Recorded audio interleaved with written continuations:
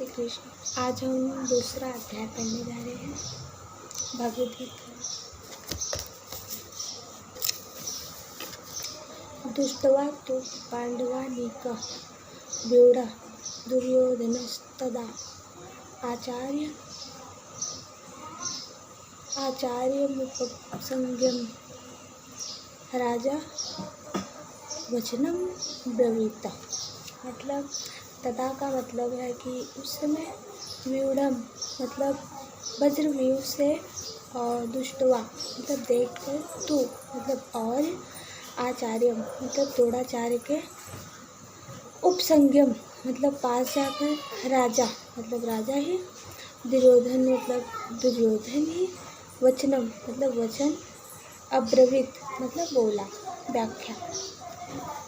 जिस समय दोनों सेनाएं युद्ध के लिए खड़ी हुई थी उस समय के बाद संजय यहाँ तदा पद से कहते हैं कारण कि धृतराष्ट्र का प्रश्न युद्ध की इच्छा वाले मेरे और पांडु के पुत्रों ने क्या किया उस विषय को सुनने के लिए ही है।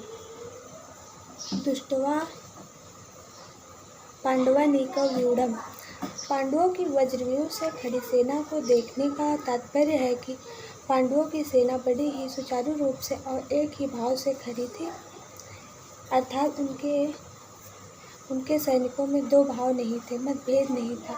उनके पक्ष में धर्म और भगवान श्री कृष्ण थे, जिसके पक्ष में धर्म और भगवान श्री कृष्ण होते हैं उसका पक्ष दूसरों पर बड़ा असर करता है।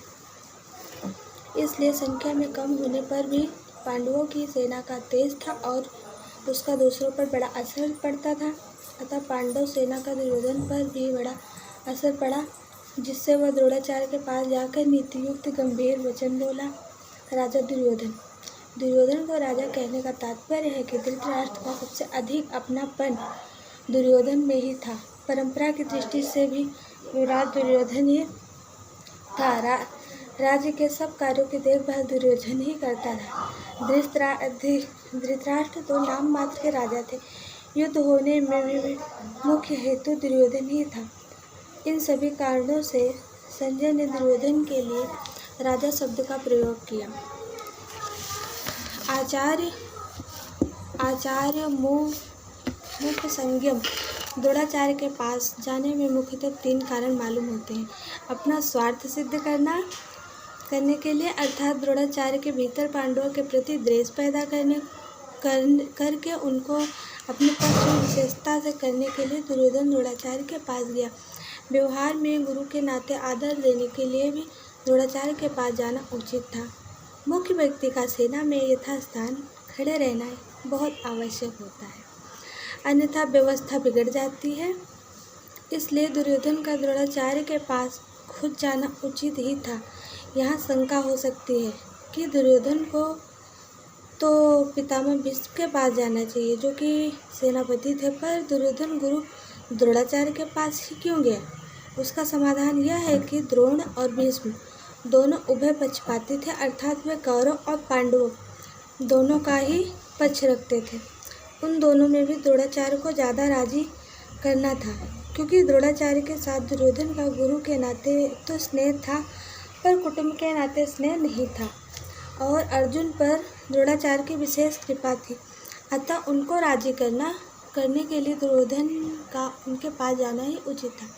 व्यवहार में भी यह देखा जाता है कि जिसके साथ स्नेह नहीं है उसे अपना स्वार्थ सिद्ध करने के लिए मनुष्य उसको ज़्यादा आदर देकर राजी करता है। दुर्योधन के मन में विश्वास था कि भीष्म तो हमारे दादाजी हैं, अतः उनके पास न जाऊं तो भी कोई बात नहीं, न जाने से मगर अगर वे नाराज़ भी हो जाएंगे तो मैं किसी तरह से उनको राजी कर लूँगा। कारण कि पितामह भीष्म के साथ दुर्योधन का कौटुंबिक संबंध और स्नेह भी था। भीष्म का भी उनके साथ कौटुंबिक संबंध और स्नेह था। इसलिए भीष्म ने दुर्योधन को राजी करने के लिए जोर से शंख बजाया। पहले अध्याय का 12वां श्लोक।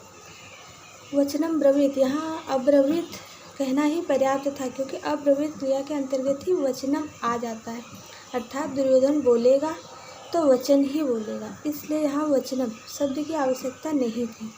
फिर भी वचनम शब्द देने का तात्पर्य है कि दुर्योधन नीति युक्त गंभीर वचन बोलता है, जिससे द्रोणाचार्य के मन में पांडवों के प्रति द्वेष पैदा हो जाए और वे हमारे ही पक्ष में रहते हुए ठीक तरह से युद्ध करें, जिससे हमारी विजय हो जाए, हमारा स्वार्थ सिद्ध हो जाए।